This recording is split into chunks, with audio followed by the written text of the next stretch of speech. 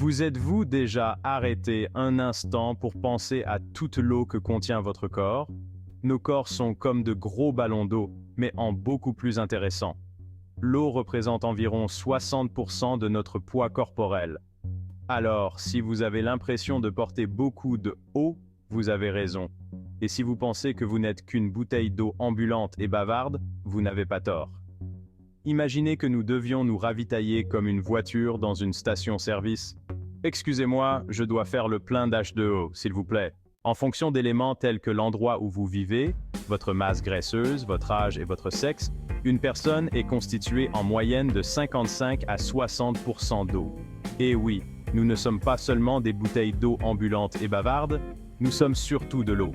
Alors, la prochaine fois que quelqu'un vous traitera de mouillé, prenez-le comme un compliment. À la naissance, les bébés sont encore plus humides, puisque 75% de leur petit corps est composé d'eau. C'est peut-être pour ça qu'on les appelle des petits bouts de chou. Enfin, n'essayez pas de les faire exploser. C'est presque autant d'eau qu'un poisson. Mais pour leur premier anniversaire, ce chiffre tombe à 65%. Nous commençons donc notre vie comme de petits poissons et nous nous transformons lentement en humains moins à queue. J'imagine qu'on a tous un peu de poisson en nous, non? Alors, que fait réellement toute cette eau en nous?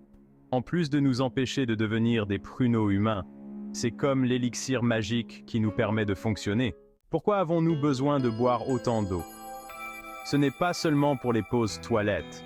Nous perdons entre 2 et 3 litres d'eau par jour par la transpiration. C'est la façon pour notre corps de dire « je travaille dur ici », en allant aux toilettes, où nous disons au revoir à nos amis les gouttes, et même en respirant.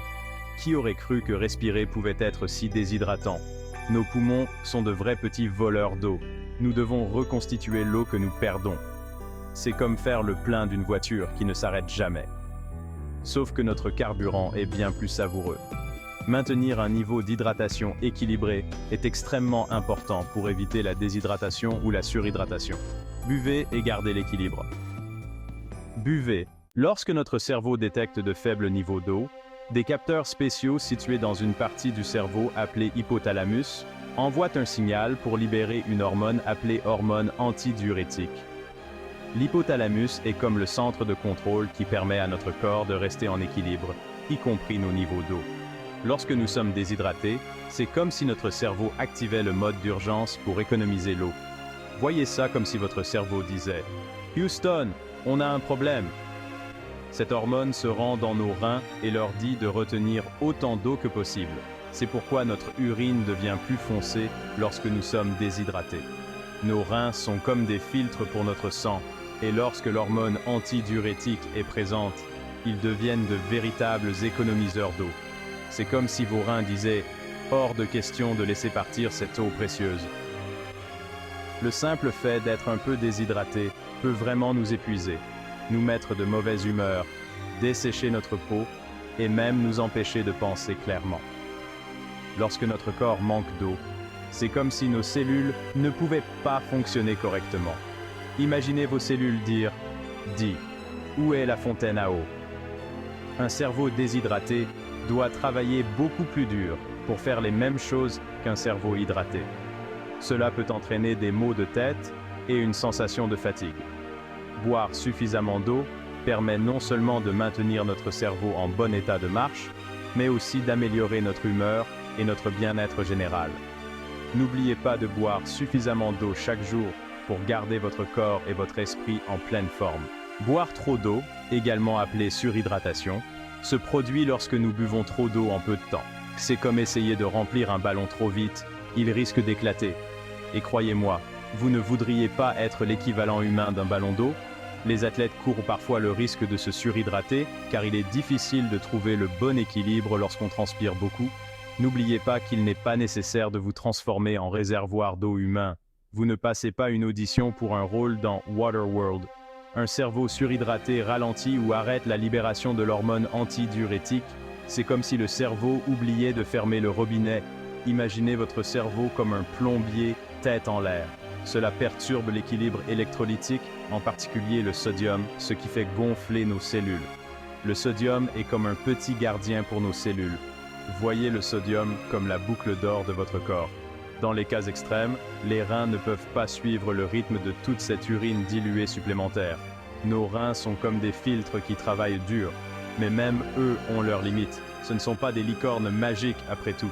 L'intoxication hydrique peut provoquer des maux de tête, des nausées et, dans de rares cas, des convulsions ou la mort.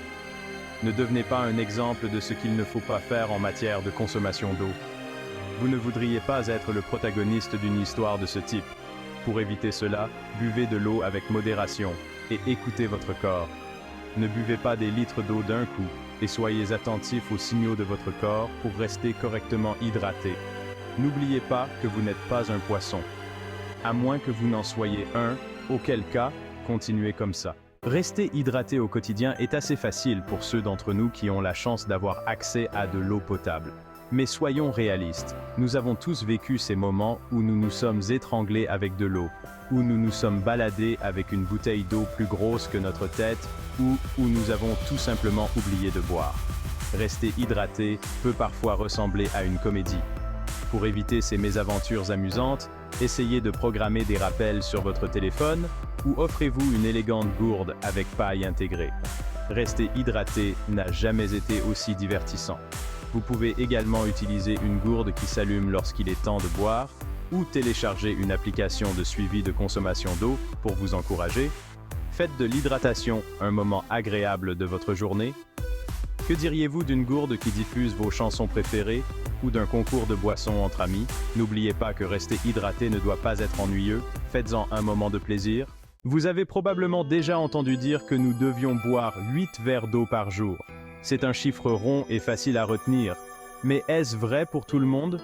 Ou est-ce juste une façon de nous faire sentir comme des distributeurs d'eau ambulants? Alerte spoiler. Il n'y a pas de solution unique. Eh bien, il s'avère que cette estimation a été mise à jour. Les experts en nutrition et en santé recommandent désormais une approche plus personnalisée, basée sur des recherches scientifiques et des facteurs concrets. Tout le monde n'a donc pas besoin de boire comme un poisson, à moins que vous ne soyez secrètement Aquaman. Aujourd'hui, tout le monde s'accorde à dire que la quantité d'eau dont nous avons besoin dépend de facteurs tels que notre poids, notre lieu de vie et notre niveau d'activité. Par exemple, une personne qui travaille dans un bureau aura des besoins en eau différents de ceux d'un marathonien ou d'un ouvrier du bâtiment. Imaginez un marathonien qui essaie de s'hydrater avec seulement 8 verres d'eau. Ce serait une course bien sèche. L'apport quotidien recommandé pour les hommes se situe entre 91 et 135 onces liquides en fonction de leur poids et de leur niveau d'activité. Cela signifie qu'un homme plus grand ou plus actif aura besoin de boire davantage. Voyez ça comme si vous transportiez une mini-fontaine à eau avec vous, ou, comme j'aime à l'appeler, la station d'hydratation. Et pour les femmes, c'est entre 72 et 96 onces liquides. Tout comme les hommes, les femmes doivent ajuster leur consommation quotidienne d'eau en fonction de leur poids et de leur niveau d'activité. Ne vous inquiétez pas, vous n'avez pas besoin de vous transformer en fontaine à eau humaine. À moins que vous ne passiez une audition pour un rôle dans un spectacle aquatique. Cette fourchette peut augmenter ou diminuer en fonction de notre état de santé, de notre niveau d'activité, de notre âge ou de la chaleur extérieure. Par exemple, pendant les chaudes journées d'été ou après un exercice physique intense, notre corps a besoin de plus d'eau pour rester frais et fonctionner correctement. N'oubliez pas que l'hydratation n'est pas un concours de boissons, mais qu'elle est tout aussi importante.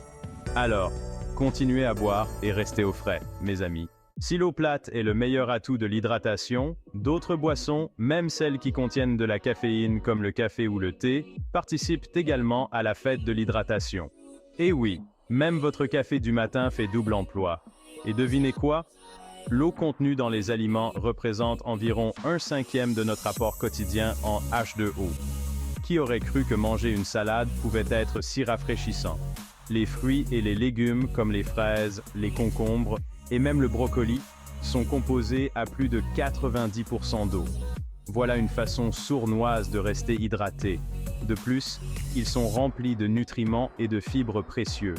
Qui a dit que rester hydraté ne pouvait pas être une délicieuse aventure? Rester hydraté peut également avoir des effets bénéfiques assez impressionnants sur le long terme.